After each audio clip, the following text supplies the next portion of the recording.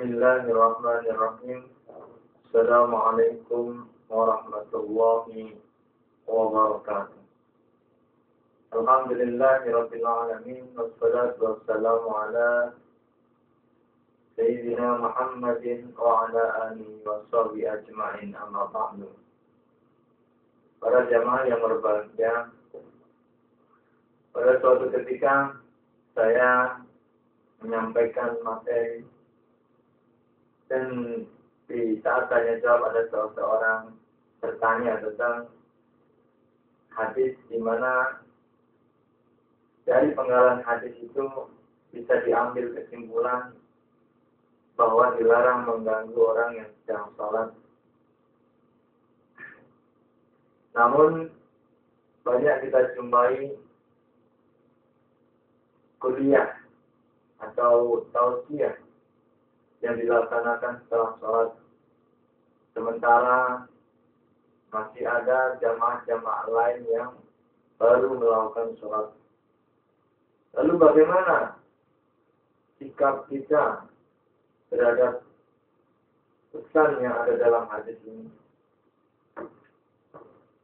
Baiklah, dalam kesempatan kali ini perkenankan saya menjelaskan hadis yang dimaksud itu. Di mana hadis itu ketika kita tidak mengetahui asbabul wurud dari hadis itu, kita akan terjebak pada suatu masalah. Hadis yang sudah dikenal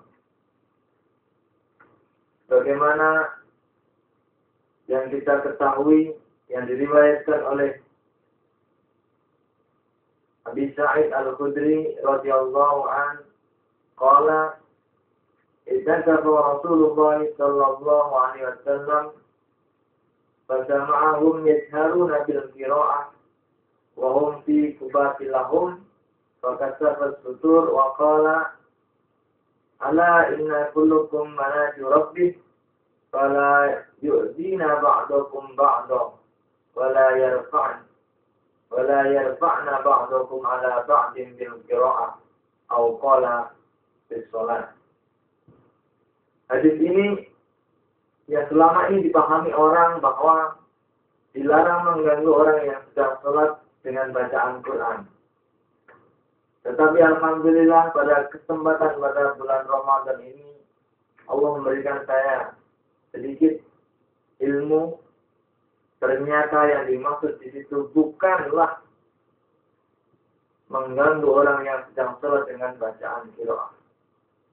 Akan tetapi di sini kita bisa memahami bahwa wala yu'dini ba'dukum ba'dha. Dari redaksi ini kita bisa melihat janganlah saling mengganggu. Kita harus memahami kata-kata saling mengganggu. Berbeda dengan satu orang yang mengganggu orang lain, beda lain. Wala yarfa'na ba'dakum 'ala ba'din bil qira'ah. Di sini jelas jangan saling tinggi-tinggian dalam mengeraskan suara di dalam bacaan Al-Qur'annya. Al-Qur'an bis shalah. Jadi dalam matan hadis ini disebutkan Al-Qur'an bis shalah. Hadis ini diriwayatkan dalam kitab Abu Dawud. Dan tidak saya temukan di Sahih Bukhari atau di Muslim. Hanya saja secara sanad hadis ini dikatakan sahih oleh Imam Al-Albani. Namun secara matan tidak ada yang mengatakan lain-lain, tidak ada. Dibiarkan begitu saja. Berarti kita bisa memahami dari matan hadis ini, kalau kita bisa melihat di situ ada keraguan dari perawi. Di mana perawi mengatakan pada akhir matan hadis itu auqala bis shalah, atau dikatakan atau berkata di dalam sholat, atau bukan di dalam qiraah. Ternyata ketika saya telusuri di dalam kitab-kitab fikih, di dalam kitab-kitab hadis, di dalam syarah hadis, saya tidak menemukannya kecuali dalam fatwa-fatwa yang disampaikan oleh ulama-ulama. Tentang ini ada kaitannya dengan ayat Al-Quran, di antaranya yang berkaitan kaitan dengan Wadkur rabbaka binafsika tatarru'a wa khifata wa duna jahri minal qaul bil ghudwi wal asal. Di dalam surat Al-A'raf ayat 205. Kemudian didukung dengan ayat lain, Ud'u rabbakum tadarru'a wa khufyah innahu la yuhibbul mu'tadin. Di dalam ayat 55 surat Al-A'raf. Imam Muslim meriwayatkan dari Abi Musa qala kunna ma'an Nabi sallallahu alaihi wasallam fi safarin wa fi riwayatin akhar fi ghadatin faja'ala an-nasu yajharuna bit-takbir. Di sini menunjukkan bahwa pada suatu saat kita disuruh untuk tidak terlalu keras dalam melakukan zikir. Tapi pada saat yang lain kita diizinkan untuk mengeraskan suara kita dalam zikir. Ini bisa kita lihat di dalam fatwa Al-Azan tentang hadis ini. Bisa dicari di dalam kitab fatwa Al-Azan. Di sini menjelaskan tentang keutamaan mengeraskan suara di dalam zikir yang umum, yang bareng-bareng, jamaah. Tapi kalau sendirian cukuplah dengan pelan, tidak terlalu keras. Ada hal yang mendasar yang saya garis bawahi dari fatwa Al-Azhar ini. Di situ, waqala ba'dhum jadi berjahra bi ba'dil qira'ah wal israr bi ba'diha. Diwajibkan dari sebagian qira'ah itu membacanya dengan keras dan sebagian lain diwajibkan untuk membacanya dengan pelan. Kenapa? Karena terkadang bacaan yang keras itu bisa menenangkan makmumnya. Dan terkadang pula bisa mengganggu ketika hal lain di waktu lain. Di sini kemudian ada kata-kata wadzalika kulluhu fi ghairi ta'lim. Dan itu semuanya di luar taklim, di selain taklim. Wa bima idza kana du'a jama'iyyan. Dan selain di dalam doa bersama. Kama di sholat istisqa, bagaimana di dalam sholat istisqa harus keras. Wal kunut masalah, dan bagaimana melakukan kunut, imam harus bacanya keras. Fal jahru afdalu. Membaca keras itu lebih utama. Di sini sudah jelas bahwa yang dimaksud di situ jangan mengganggu, jangan saling mengganggu itu adalah bukan berarti kita tidak boleh melakukan kultum, tidak boleh melakukan tausiah setelah sholat, tidak. Yang dilarang di sini adalah saling mengganggu sesama orang yang sedang sholat. Kenapa? Kondisi hadis ini turun pada saat malam, antara sholat maghrib sampai malam, ya di antara sholat isya. Kenapa? Karena ini adalah ruang-ruang di mana qiraah boleh dibaca jahar, meskipun sholat sunnah. Bisa dimaknai bahwa orang-orang ini sedang melakukan sholat sunnah, para sahabat sedang melakukan sholat sunnah. Kemudian masing-masing sambil melantunkan hafalannya.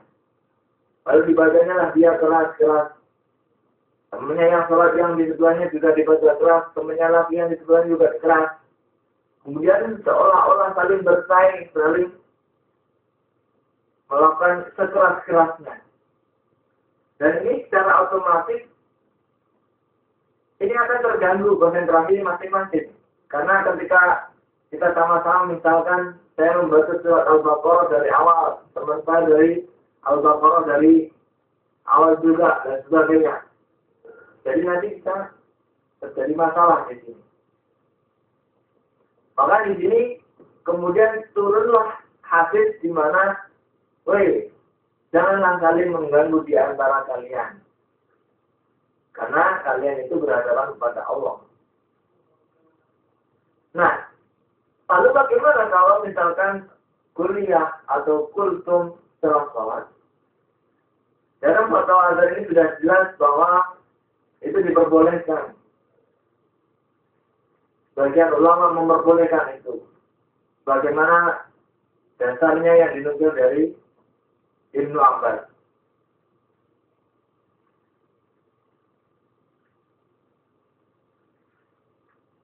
Di dalam kitab lain juga saya dapati bahwa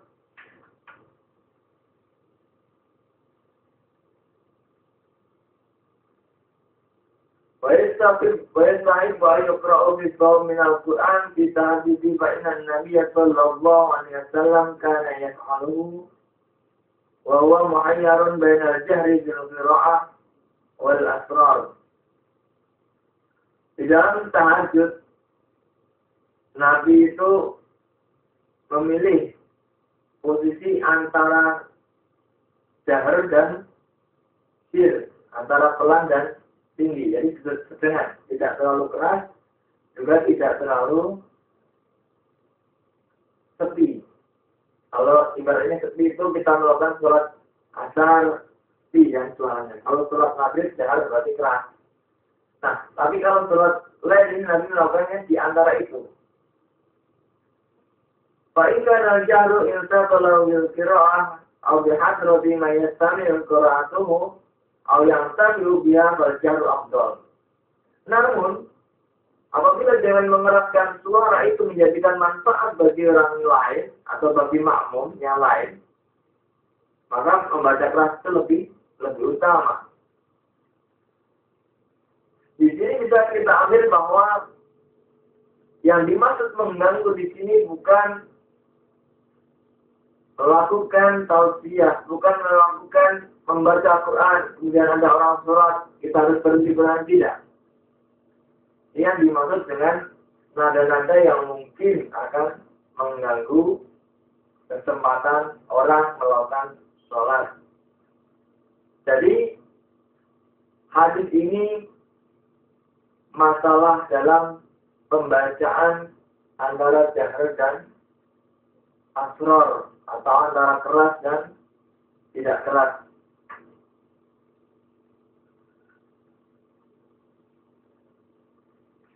Di dalam dalam kitab Majmu' pun disampaikan bahwa wa'ad Uqbah bin Amir radhiyallahu anhu qala Rasulullah sallallahu alaihi wasallam al-jahiru bil Qur'an kal jahiru bis shadaqah wal musiru bil Qur'an kal musiru bis shadaqah.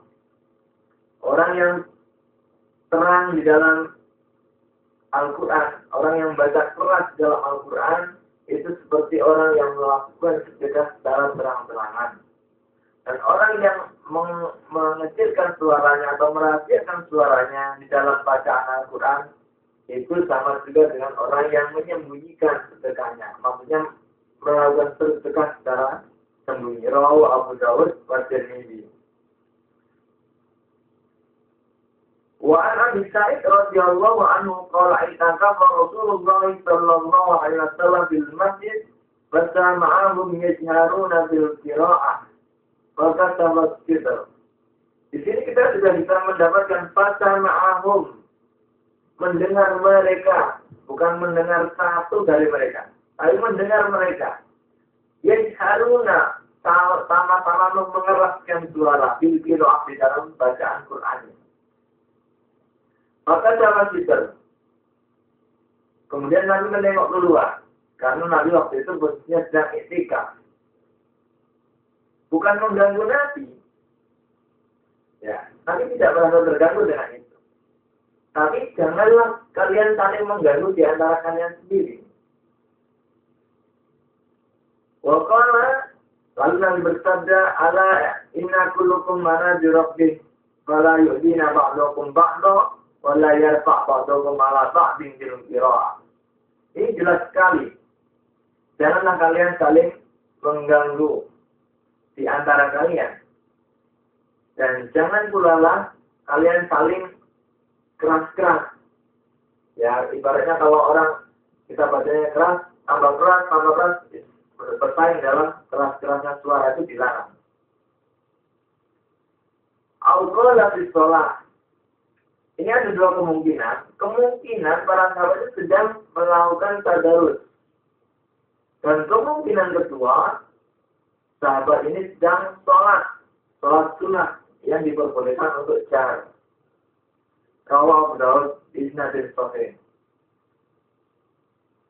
Di sini sudah jelas bahwa yang dimaksud di situ janganlah saling mengganggu. Ya, kita harus memahami kata saling berarti ada dua orang yang melakukan hal yang sama.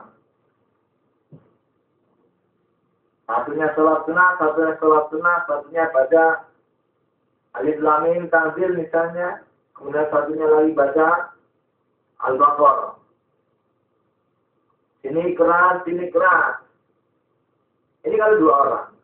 Kalau ada beberapa orang, sama-sama keras, sama-sama boleh jar dan di waktu malam. Nah, disinilah kemudian para ulama memutuskan janganlah terlalu keras ketika engkau melakukan doa secara individual atau sholat secara sendiri. Tidak usah terlalu keras.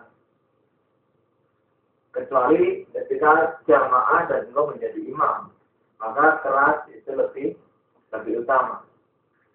Itu mungkin yang dapat saya sampaikan dari hadis yang mungkin sebagian orang menyalahpahami hadis ini karena tidak tahu keadaan di mana hadis ini diturunkan sehingga memukul rata bahwa ketika ada orang sholat dilarang melakukan apapun, aktivitas apapun meskipun toh itu kebaikan seperti taklim, seperti baca Quran dan sebagainya.